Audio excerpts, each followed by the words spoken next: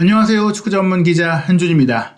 2012 카타르 월드컵 A조에서 16강 진출이 가장 유력한 팀으로 꼽힌 네덜란드와 세네갈의 맞대결이 있었습니다. 개최국 카타르가 에콰도르와 첫 경기에서 0대2 완패를 당한 가운데 세네갈과 네덜란드가 보여줬던 경기력은 어떻게 보면은 상성과 상대적인 차이가 있겠지만 에콰도르보다는 조금 떨어지는 모습이기도 했었거든요. 특히 세네갈 같은 경우에는 결국 사디오 마네의 공격 라인의 결정력 공백을 너무나 여실하게 느꼈습니다. 네덜란드도 솔직히 기대 이하의 경기력을 보였는데요. 그래도 백전노장 베테랑 감독인 루이 스파날 감독의 후반전 교체 전략이 적중하면서 기가 막힌 승리를 끌어냈고요. 무엇보다 나폴리에서 김민재 선수가 합류하기 전 최고의 수비수로 꼽혔던 세네갈의 자랑, 세네갈의 이제 캡틴이라고 할 수 있는 칼리드 쿨리바리 선수가 이날 경기 수비적으로 좀 아쉬운 모습 보였습니다. 네덜란드가 어떻게 세네갈을 잡았는지 주요 장면 통해 상세하게 분석해드리겠습니다. 카타르 월드컵 A조 1차전 일정이 마무리됐습니다. 네덜란드가 세네갈에 2대0으로 승리했는데요. 점수차는 2골 차이였지만 경기는 굉장히 팽팽했어요. 후반전 파날 감독의 교체 전략이 적중했고 그 뒤에 경기 흐름이 완전히 바뀌었는데요. 전반적인 볼 점유율은 네덜란드가 53%로 더 많이 가져갔지만 기대 득점값을 보자면 세네갈이 오히려 더 높았습니다. 0.79골을 넣을 만한 경기를 했고 네덜란드가 0.61골을 넣을 만한 경기를 했으니까 오히려 득점에 더 근접한 경기를 펼친 팀은 세네갈이었거든요. 실제로 슈팅 숫자도 15번으로 세네갈이 더 많았는데 10개의 슈팅을 기록한 네덜란드가 이길 수 있었던 것은 그 10개의 슈팅 중에 2차례의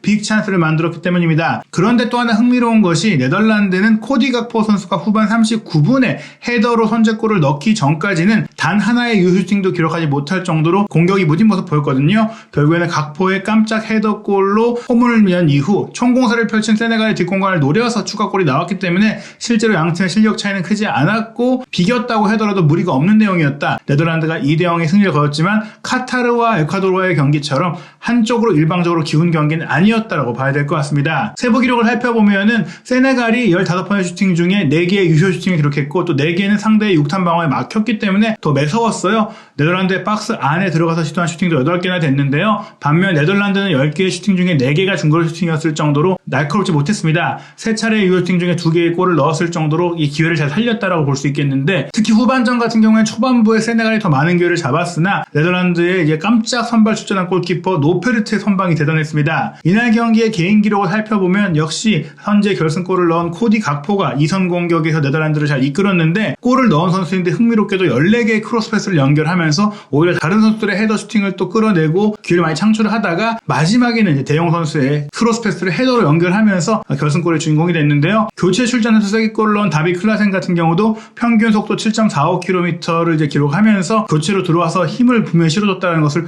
볼 수 있는 경기를 했고요. 세네갈에서는 남팔리스 맨디 선수가 미드필드 라인에서 12.07km라는 많은 거리를 뛰면서 분투했고요. 또 3개의 유효슈팅을 기록한 이스마일라 사르도 공격을 잘 풀어갔지만 결국에는 노페르트 골키퍼의 선방을 넘지 못한 것이 세네갈의 패인이었습니다. 이날 양팀의 선발 명단 살펴보면 세네갈도 네덜란드도 주력 선수를 내세웠는데 일단 세네갈 같은 경우에는 칼리드 쿨리발리가 주장 완장을 차고 디알로, 사발리, 시세와 함께 포백 라인 구성했고요. 최근 첼시에서 후보 골키퍼로 밀린 에두아르 맨디가 골문을 지켰고 미드필드 라인은 가나게예와 셰이크 쿠야테 그리고 남팔리스 맨디가 3미드를 구성했고 공격 라인은 블라에디아, 이스마일라 사르, 크레핀 디아타가 구성했습니다. 네덜란드는 5-3-2 포메이션, 3-5-2 포메이션이라고 볼 수 있겠죠. 아케와 판다이크, 더리흐트라는 사실 유럽 빅클럽에서 뛰고 있는 3명의 수비수가 출전을 했습니다. 맨시티의 아케, 리버풀의 판다이크 그리고 현재 바이에른 뮌헨에서 뛰고 있는 더리흐트인데요. 좌우 윙백에는 아약스의 왼쪽 윙백으로 조금 수비적인 블린트를 배치하고 오른쪽에는 인테르 밀란에서 굉장히 공격적으로 뛰는 둠프리스를 배치했어요. 3미들에는 바르셀로나 대용과 아약스의 베르하이스 그리고 PSV 아인토벤의 각포가 배치가 됐고 베르바인과 얀센이 초톱으로 나섰습니다. 데파이가 부상으로 이제 벤치 명단에 들었지만 선발로 나오지 못했는데요. 이날 노페르트 골키퍼가 선발 출전한 것이 인상적이었어요. 실러선 골키퍼가 이제 부상으로 빠지기도 했고 골키퍼 라인의 세대 교체가 잘 이루어지지 못하고 있는 가운데 28살의 중고 신인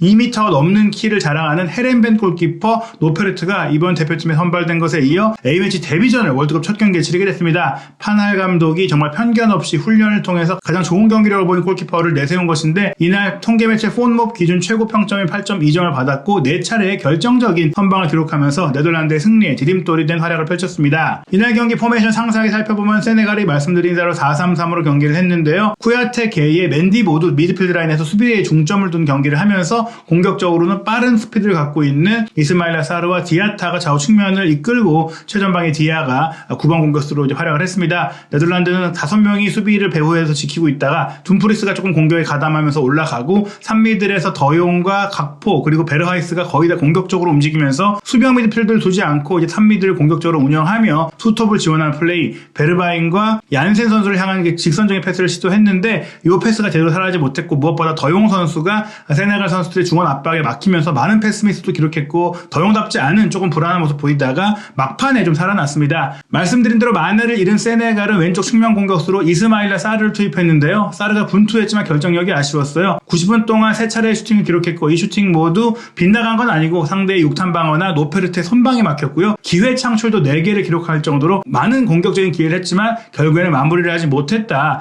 슈팅 정확성이 0%밖에 안 됐던 상황이었었고요. 하지만 이 선수가 수비적으로도 많이 기여를 했어요. 태클도 2개 모두 성공을 했고 걷어내기 하나, 리커버리 3개를 기록할 정도로 열심히 많이 뛰었지만 결국에는 결실하지 못했다고 볼 수 있겠는데요. 각포 선수가 이날 많은 크로스 패스를 올렸다고 말씀드렸는데 공격형 미드필드 자리에서 좌우 측면으로 활발하게 움직이면서 자유롭게 공격을 풀어갔습니다. 전반 16분에도 각포가 오른쪽으로 빠져서 올린 크로스 패스를 왼쪽 윙백인 달레이 블린트가 침투해서 헤더 슈팅으로 연결한 것 옆으로 살짝 빗나갔고요. 전반 19분에는 이제 베르바인 선수가 수비를 자신에게 몰아두고 스루 패스를 절묘하게 수비 사이로 통과시킨 이후 베르하이스가 이 공을 받아서 반대편으로 넘겨준 패스, 더용이 침투해서 받았을 때 골키퍼와 1대1 기회가 열렸었거든요. 수비수가 막 따라 내려오니까 한번 접고 때리려고 하다가 타이밍을 놓쳤고 둘러싸이면서 결정적인 기회를 놓쳤던 전반전에 가장 좋은 장면을 놓친 더용이었습니다. 네덜란드는 후반 8분 코너킥 상황에서 수비수 판데이크가 껑충 뛰어올라 시도한 헤더 슈팅이 아슬아슬하게 크로스바를 넘긴 것 외에 결정적인 득점 기회를 만들지 못했는데요. 그런 가운데 판할 감독이 후반 17분 스트라이커 얀센을 빼고 네덜란드 대표팀의 현재 최고 공격수라고 할 수 있는 데파이를 교체 출전시켰습니다. 그리고 데파이가 들어가면서 공격이 살아나는 모습을 보였는데요. 후반 20분 더용 선수가 공격을 전개하다가 가나 선수에게 공을 빼앗긴 이후 이어진 세네갈의 역습이 굉장히 날카로웠어요. 결국에는 스루 패스를 받은 디아 선수가 문전 우측을 파고들어서 강력하고 날카로운 땅볼 슈팅을 연결했는데 이 슈팅을 노페르트가 기가 막힌 반사신경으로 선방을 했습니다. 여기서 사실은 골이 들어갔다면 세네갈이 충분히 이길 수도 있는 경기였는데요. 후반 28분에도 사르가 왼쪽 측면을 돌파한 이후 3명의 네덜란드 수비수를 자신 쪽으로 몰아넣고 반대쪽으로 내준 공,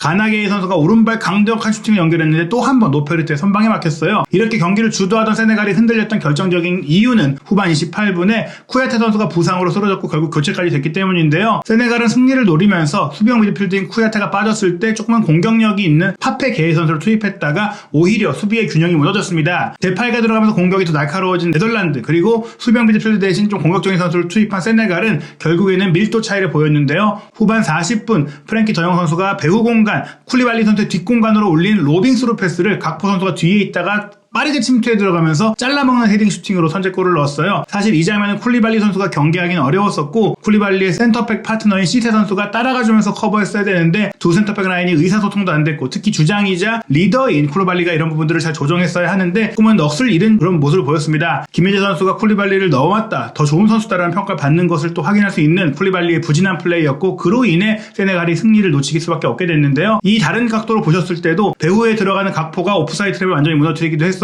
쿨리발리가 본인 주변의 넓은 공간을 제대로 제어하지 못하고 있고 또 동료 선수들을 조정하지 못하고 있는 모습들에서 쿨리발리가 과연 이제 세계 최고의 수비수로 평가받을 만한가, 이제 떨어지고 있는 게 아닌가 이런 생각이 드는 그런 장면이었습니다. 세네갈은 후반 41분 교체에 들어왔던 파페 게이 선수가 왼발 중거리 슈팅을 날카롭게 연결한 것조차도 노페르트 골키퍼의 선방에 막히면서 추격에 실패했고요. 8분 가까이 추가 시간이 주어졌는데 추가 시간이 끝나기 직전에 오히려 데파이가 배후로 빠져들어가서 결정적인 추가골 기회를 만들었어요. 데파이의 왼발 슈팅은 맨디가 막아냈지만 펀칭을 제대로 하지 못했습니다. 앞에 공을 흘리고 말았고 빠르게 달려들어온 다비 클라센이 밀어넣는 슈팅으로 2대0을 만들면서 아슬아슬했던 경기 혹은 무승부가 될 수도 있던 경기를 네덜란드가 2대0 완성으로 잡았습니다. 결국에는 데파이의 교체 출전을 포함해서 세네갈의 배후 공간, 세네갈의 교체 출전 이후의 약점들을 공략한 네덜란드의 승리였는데요. 이 데파이의 슈팅에 이은 클라센의 득점도 교체 출전 선수들의 합작한 플레이라고 할 수 있겠습니다. A조 1차전 결과 첫 경기에서 에콰도르가 2대0 승리, 네덜란드가 2대0 승리를 거두면서 득실차도 같죠. 그래서 공동 1위에 올라있고 세네갈과 카타르가 나란히 이제 공동 3위인데요. A조의 2차전 일정은 11월 25일 금요일 밤 10시 카타르와 세네갈의 경기, 그리고 11월 26일 토요일 새벽 1시 네덜란드와 에콰도르의 경기로 이어집니다. 카타르와 세네갈은 이 경기를 패배할 경우에는 탈락이 확정되기 때문에 사활을 걸고 맞붙을 것 같고요.